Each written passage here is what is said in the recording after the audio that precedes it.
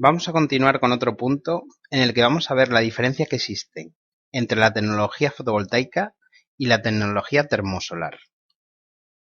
Vamos a verlo comparando el módulo fotovoltaico y la placa termosolar, o también llamada solar térmica.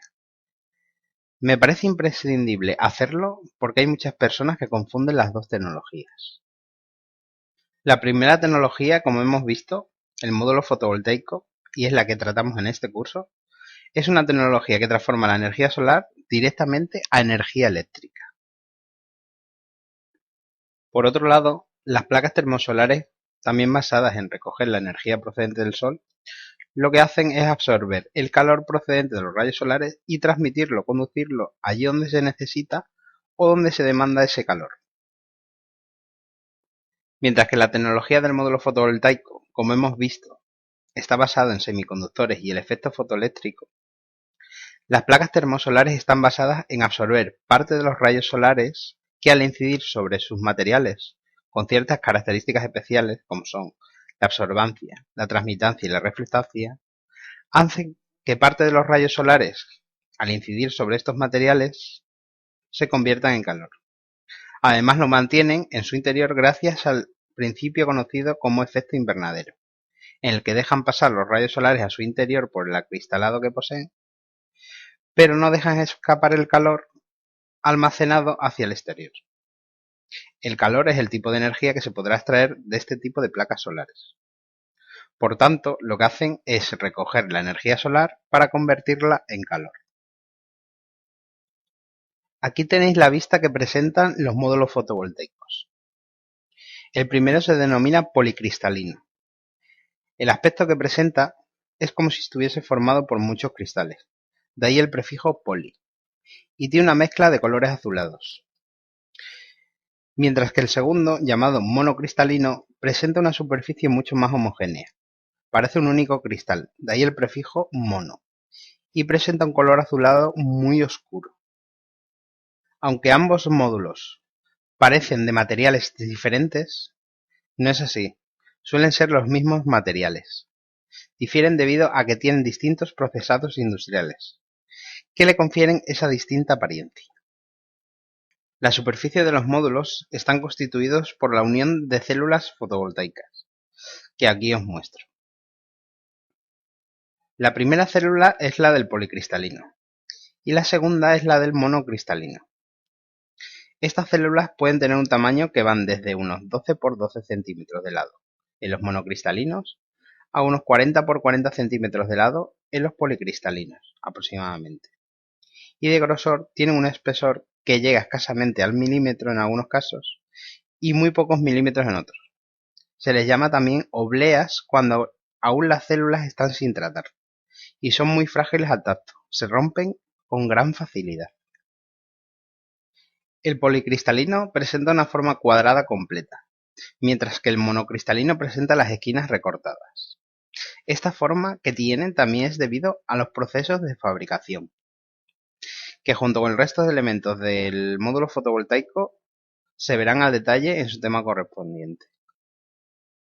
Si nos fijamos más detalladamente, en las células policristalinas se presentan una serie de líneas muy finas por toda la superficie. Son los conductores que evacúan del material las cargas eléctricas o electrones que citábamos en el efecto fotoeléctrico. Son las llamadas líneas de evacuación. Si veis también, existen dos líneas generales verticales.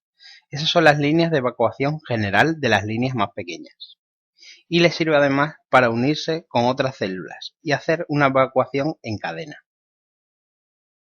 Las células se unen unas a otras para formar toda la superficie del módulo fotovoltaico y un circuito de evacuación general por toda la superficie del módulo.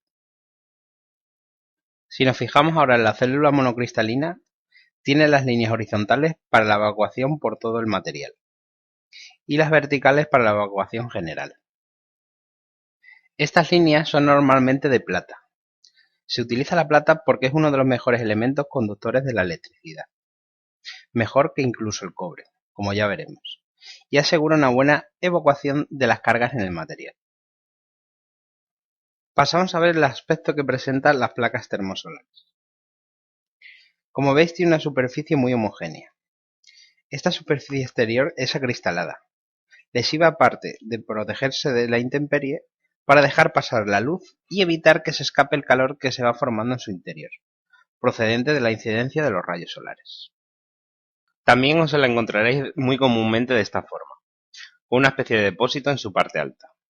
En este dibujo que os muestro hay dos placas unidas junto con este depósito, y es tan común encontrárselas sobre todo en cubiertas o tejados de viviendas de nueva construcción, debido a que se puso en marcha una ley en España en la que todos los nuevos proyectos a partir del 2008 deben tener disponible en las viviendas un tanto por ciento de la energía que se consume, de esta forma o sistema, también llamado por las siglas ACS o agua caliente sanitaria.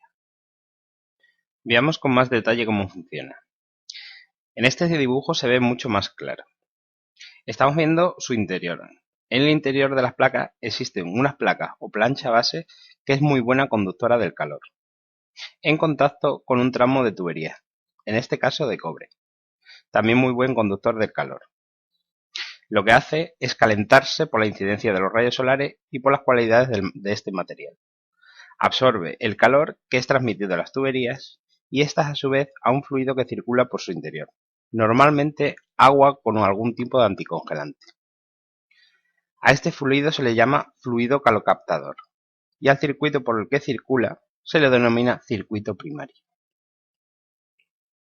Este fluido calocaptador es conducido al depósito que veis en la parte superior, bien por estratificación del fluido, que esto quiere decir que el fluido que se va calentando disminuye su densidad y tiende a elevarse con respecto al que está más frío, que es más denso y se encuentra en las zonas bajas del circuito de tuberías.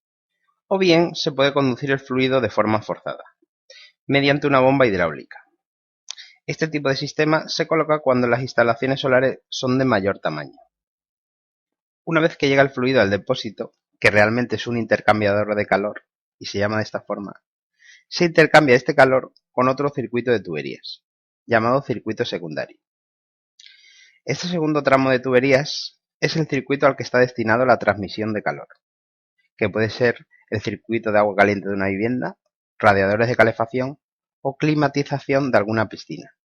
Son algunos de los ejemplos de la utilización de este tipo de instalaciones solares.